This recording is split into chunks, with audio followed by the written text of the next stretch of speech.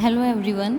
इससे previous video में मैंने तुम्हें 3D का बेसिक समझाया था, ठीक है। और जो 3D के यूनिट फर्स्ट और यूनिट सेकंड है उसके वीडियो मैं ऑलरेडी अपलोड कर चुकी हूँ, ठीक है। तो आज हम यूनिट थर्ड स्टार्ट करेंगे।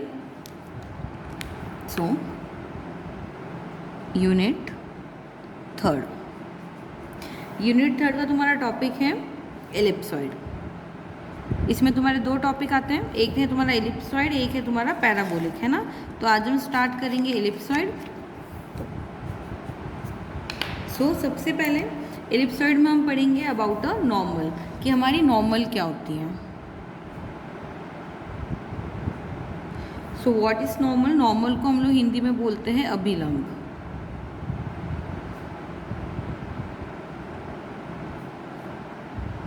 ठीक है। तो नॉर्मल क्या होती है? Normal at a point of a conicoid. किसी भी कॉनिकॉइड के लिए नॉर्मल क्या है? एक लाइन है जो क्या हो रही है, टेंजेंट प्लेन पे हम परपेंडिकुलरली ड्रॉ करते हैं। क्लियर है यहाँ तक? इसकी डेफिनेशन तुम्हारी क्या हो जाएगी कि a normal at a point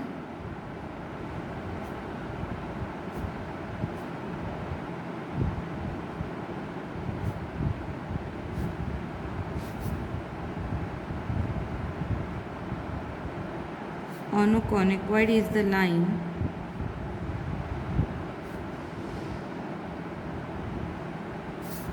drawn through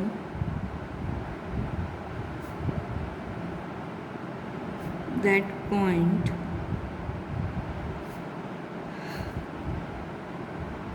perpendicular to the tangent plane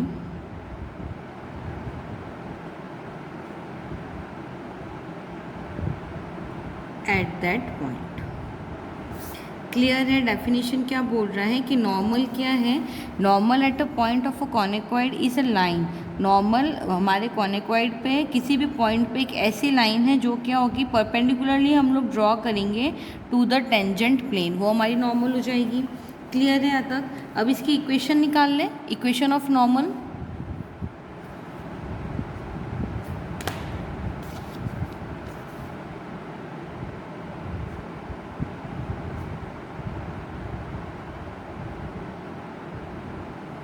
यानी अभिलंब का समीकरण।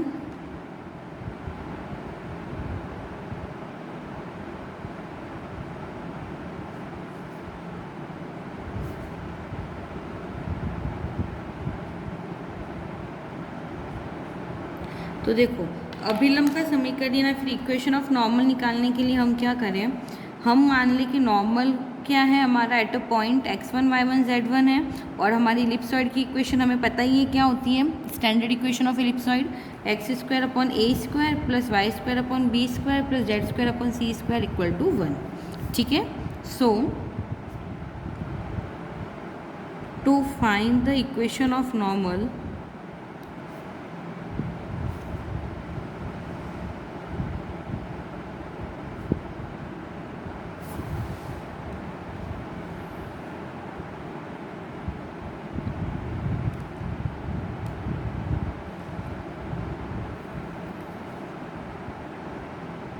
at the point x1 y1 z1, यानी x1 y1 z1 पॉइंट से मैंने एक नॉर्मल ड्रॉ किया है, ठीक है, टू द एलिप्सॉइड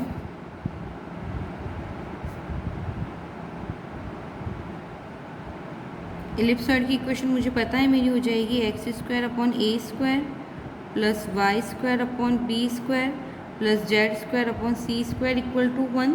तो देखो, इक्वेशन निकालने के लिए सबसे पहले हम क्या करें, जो हमें गिवन एलिप्सॉइड है उसकी इक्वेशन को ले लो, इक्वेशन नंबर 1, ठीक है।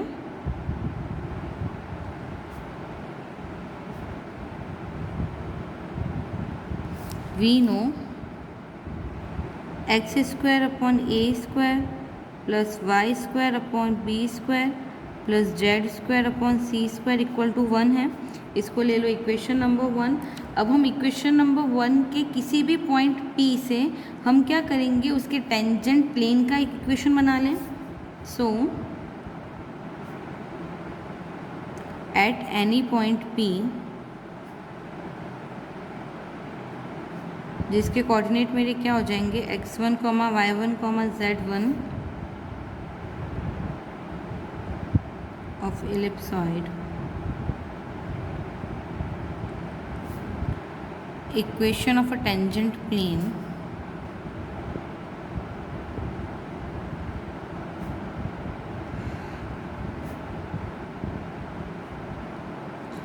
इक्वेशन ऑफ टेंजेंट प्लेन तुम्हारी क्या हो जाएगी, x1 upon a square plus y1 upon b square plus z1 upon c square equal to 1। यही होगा that at any point p x1, y1, z1 of ellipsoid equation of tangent plane मेरी क्या हो जाएगी, x1 upon a square plus y1 upon b square plus z1 upon c square equal to 1। ठीक है, इसको ले लो इक्वेशन नंबर सेकेंड। अब हम क्या करें, इस सेकेंड वाली इक्वेशन के लिए हम डायरेक्शन रेशियोज निकाल लें। सो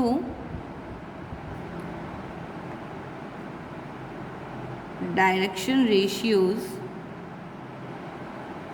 of equation 2 will be x1 upon a square, y1 upon b square, z1 upon c square. ठीक है, अब मेरे को पता है कि नॉर्मल है, यानी मुझे परपेंडिकुलरली उसको ड्रॉ करना है। ठीक है, तो पॉइंट ए से मैं परपेंडिकुलर वाली इक्वेशन निकाल लूँ। ठीक है, देयरफॉर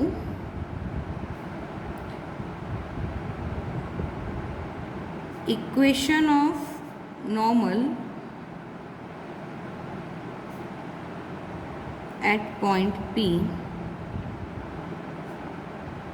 ये मेरी क्या हो जाएगी, x minus x1 upon direction ratio, ये हो जाएगा x1 ए स्क्वायर। ये मेरी इक्वेशन ऑफ नॉर्मल है at point P equal to y minus y1 upon इसका डायरेक्शन रेशियो लिख दो, तो हो जाएगा y1 upon b square equal to z minus z1 upon z1 by c square. इसको हम ले लेंगे इक्वेशन नंबर थर्ड।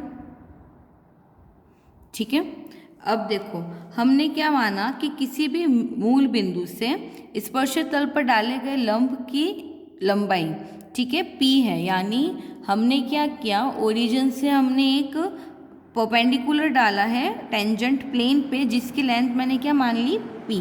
तो देखो उसका इक्वेशन तुम्हारा क्या बन जाएगा, मान लो late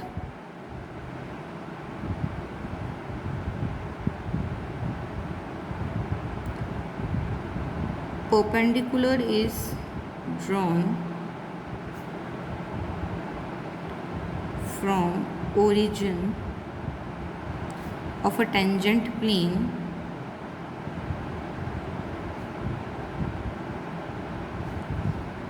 then P be its perpendicular distance। तो देखो ये परपेंडिकुलर डिस्टेंस तुम्हारी क्या हो जाएगी, p equal to 1 upon under root x1 square upon a to the power 4 plus y1 square upon b to the power 4 plus z1 square upon c to the power 4। ठीक है, ये तुम्हारी क्या है, परपेंडिकुलर डिस्टेंस है, perpendicular distance है from origin of a tangent plane. ठीक है, चलो अब हम क्या करें, दोनों साइड स्क्वायर कर लें। तो ये तुम्हारा हो जाएगा, देखो p square equal to 1 upon x1 square upon a to the power 4 plus y1 square upon b to the power 4 plus z1 square upon c to the power 4।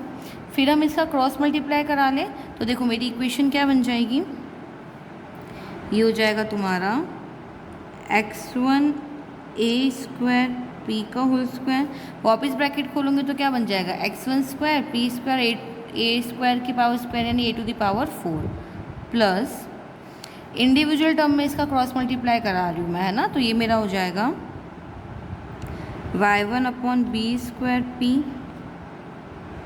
And z1 upon c square p का square equal to 1। Clear है यहाँ तक equation समझ में आई। अब हम क्या करेंगे, जो हमारे नॉर्मल है उसके हम रियल डायरेक्शन कोसाइंस निकालेंगे। ठीक है, तो इसके डायरेक्शन कोसाइंस निकालने पर मुझे क्या मिल जाएगा,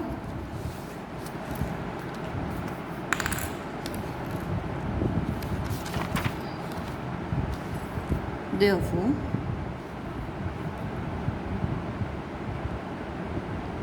real direction cosines of normal will be, तो देखो इसके डायरेक्शन कोसाइंस मेरे क्या हो जाएंगे, x1 upon a square p,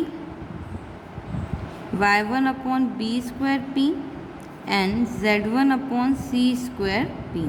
ठीक है, therefore at a point P equation of normal will be, therefore at point P जिसके कोऑर्डिनेट मेरे क्या है x1, y1, z1, equation of normal will be, तो इक्वेशन मेरे पास क्या आ जाएगी, x minus x1 upon p x1 by a square equal to y minus y1 upon P y1 by b square equal to z minus z1 upon p z1 by c square. Clear है आज तक, ये मेरी required equation of normal. ठीक है, एक बार वापस इसको समझ लेते हैं। क्या है तुम्हारा, सबसे पहले जो तुम्हें गिवन इक्वेशन थी इलिप्सॉइड की तुमने वो ले ली, फिर हमने क्या किया, इस पे कोई पॉइंट पाना P और उस पॉइंट पे हमने क्या निकाला, इक्वेशन ऑफ टेंजेंट प्लेन, तो ये मेरी हो जाएगी इक्वेशन नंबर सेकेंड। फिर इसके डायरेक्शन रेशियोज निकाल लोगे।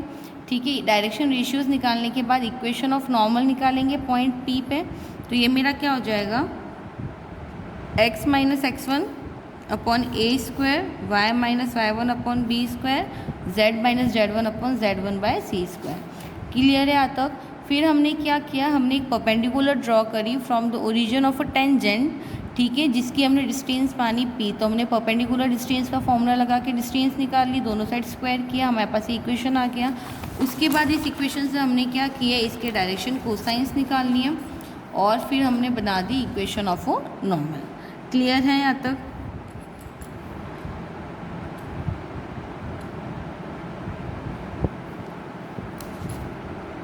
चलो अब हम निकालते हैं number of a normal from a given point, यानी किसी भी दिए गए बिंदु से खींचे जाने वाले अभिलंबों की संख्या, यानी हमें अगर एक पॉइंट गिवन है तो उससे हम कितने नॉर्मल्स ड्रॉ कर सकते हैं वो फाइंड करेंगे। ठीक है, तो लिख लूँ,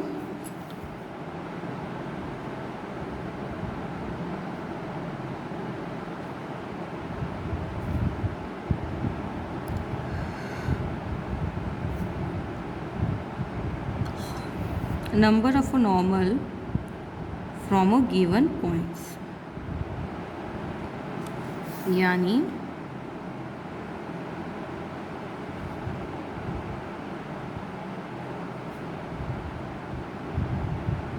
एक दिए बिंदु से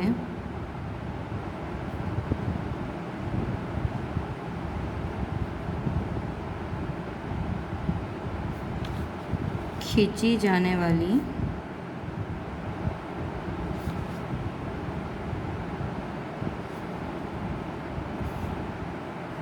अभिलंबों की संख्या। ठीक है, हमें बताना है कि किसी भी पॉइंट, हमें कोई पॉइंट गिवन है अल्फ़ा बीटा गामा, तो उससे क्या होंगे, जनरली 6 नॉर्मल ड्रॉ होंगे फॉर एन इलिप्सॉइड। क्लियर है यहाँ तक। सो टू शो, ये तुम्हारा एग्जाम में भी इसी फॉर्म में स्टेटमेंट आएगा, हमें इसे प्रूव करना होगा, तो हमें पता चल गया कि किसी भी गिवन पॉइंट से क्या है, जनरली हम लोग 6 नॉर्मल ड्रॉ कर सकते हैं। तो लिख लो, या तो ऐसा आएगा टू शो दैट, या फिर स्टेटमेंट गिवन होगा बोलेगा प्रूव दैट, है ना। तो show that from a given point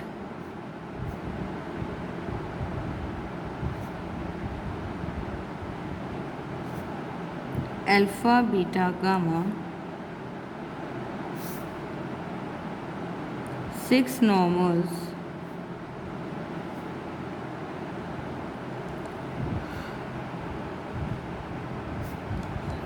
in general can be drawn to the ellipsoid। Ellipsoid की इक्वेशन तो हमें पता ही है क्या होती है ना। ये हो जाएगा तुम्हारा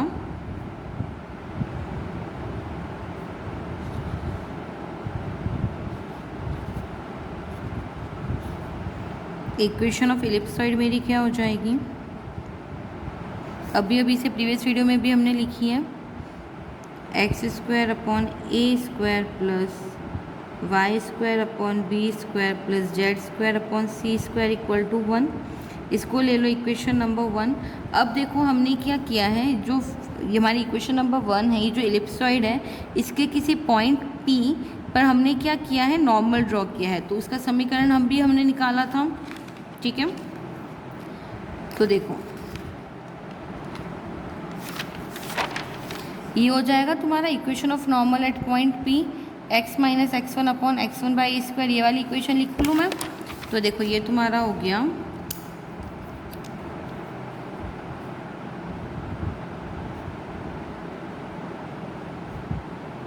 eight any point P x1 y1 z1 of ellipsoid 1, equation of normal will be, तो इक्वेशन ऑफ नॉर्मल तुम्हारी क्या हो जाएगी, x minus x one upon x1 by a square equal to y minus y1 upon y1 by b square equal to z minus z1 upon z1 by c square. इसको ले लो equation number 2। ठीक है, अब हमने क्या माना, ये जो हमारी नॉर्मल है पॉइंट Q से भी पास हो रही है। ठीक है, ये जो हमारा गिवन पॉइंट था अल्फ़ा बीटा गामा, ये जो मेरा गिवन पॉइंट था ना अल्फ़ा बीटा गामा, इसको मैंने मान लिया Q, तो ये नॉर्मल इस पॉइंट से भी पास हो रही है। Let normal equation number 2 passes through point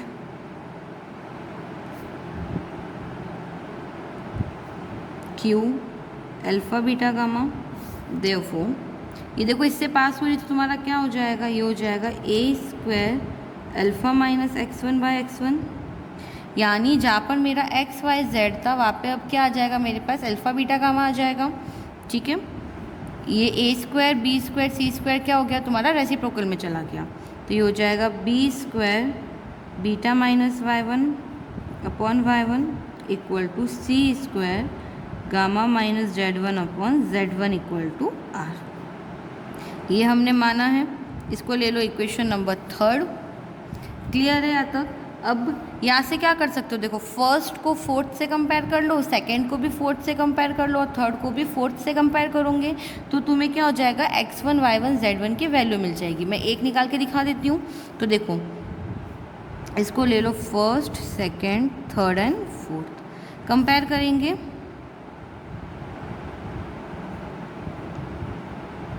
तो ये हो गया तुम्हारा a square alpha minus x1 equal to x1 by r, sorry x1 r, तो x1 की वैल्यू तुम्हारे पास क्या हो जाएगी,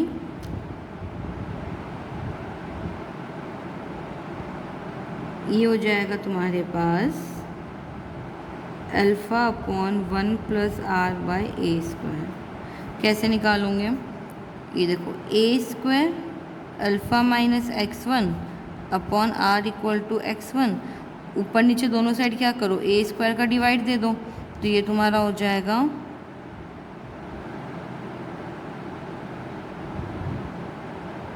alpha minus x1 upon r by a square.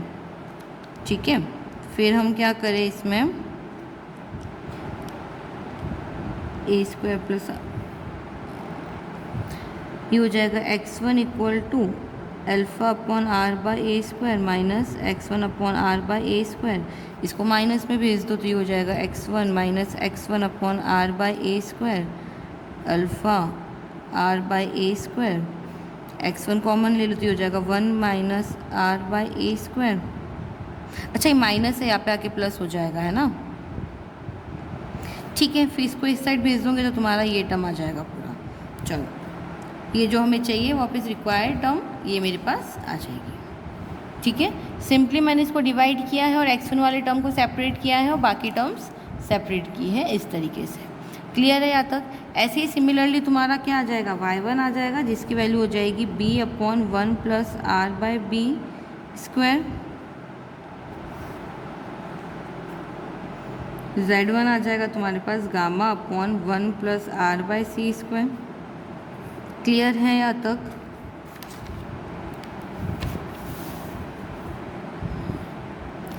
x1 y1 z1 की वैल्यू आ गई। अब देखो हम क्या करें कि हमें जो गिवन एलिप्सॉइड है उस पर हमने कोई पॉइंट लिया था P, therefore since point P x1 y1 z1 lies on ellipsoid, है ना, क्योंकि हमने माना था कि P पॉइंट एलिप्सॉइड पे लाई कर रहा है, देयरफॉर एलिप्सॉइड की इक्वेशन मेरी क्या हो जाएगी, x1 square upon a square plus y1 square upon b square plus z1 square upon c square equal to 1। ठीक है, अब हम इसमें क्या करें, x1 y1 z1 की वैल्यू पुटअप कर लें जो अभी अभी हमने निकाली थी। तो ये इक्वेशन तुम्हारी हो जाएगी 1 upon a square alpha upon 1 plus r by a square का square plus 1 upon b square beta 1 plus r by b square.